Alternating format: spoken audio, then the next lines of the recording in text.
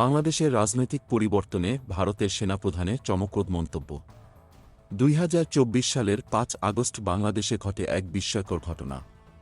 তীব্র ছাত্রবিক্ষোভের পর দীর্ঘ ৩৬ দিন চলতে থাকা আন্দোলনে বাংলাদেশে ঘটে এক অভূতপূর্ব রাজনৈতিক পালাবদল। শেখ হাসিনার নেতৃত্বাধীন সরকার উৎখাত হয়ে যায়। আর সেই থেকেই শুরু হয় ভারত বাংলাদেশ সম্পর্কে তীব্র টানাপোড়েন। এখন তো ঘটনাটি আরও উত্তপ্ত। সীমান্তে কাঁটাতারের বেড়া দেওয়ার মতো বিষয়টি উত্থিত হওয়ার পর ভারত এবং বাংলাদেশের সম্পর্ক একেবারে শীতল হয়ে ওঠে। এমন সময় অবশেষে ভারতীয় সেনাপ্রধান জেনারেল উপেন্দ্র দ্বিবেদী উত্থাপন করেছেন এক উত্তাল মন্তব্য।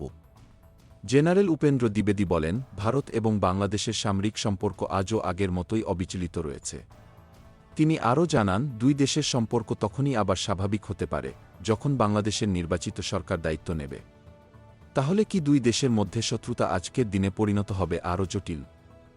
সেনা দিবস উপলক্ষে এক সাংবাদিক সম্মেলনে ভারতের সেনাপ্রধান বললেন, বাংলাদেশ ভারতের জন্য অত্যন্ত গুরুত্বপূর্ণ কৌশলগত অংশীদার।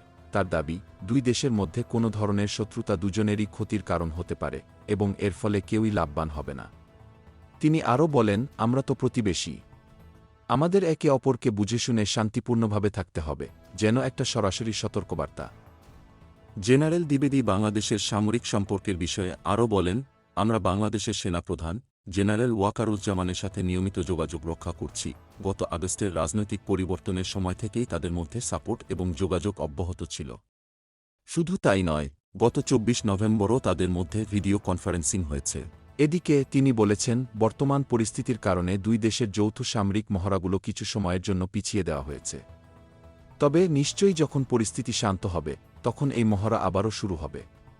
ঠিক কবে হবে সেটা এখনও অজানা। কিন্তু এমন উত্তেজনাপূর্ণ ঘটনাগুলি বাংলাদেশ এবং ভারতের সম্পর্কের নতুন দিগন্ত খুলে দেবে। যতটুকু বলা হচ্ছে, এখন বাংলাদেশে যে রাজনৈতিক অস্থিরতা চলছে তাতে ভারতীয় সেনাপ্রধানের এই কথাগুলি খুবই গুরুত্বপূর্ণ। প্রশ্ন হল, দুই দেশের সম্পর্ক কি ফিরে আসবে আগের মতো, নাকি উত্তেজনা আরও বাড়বে?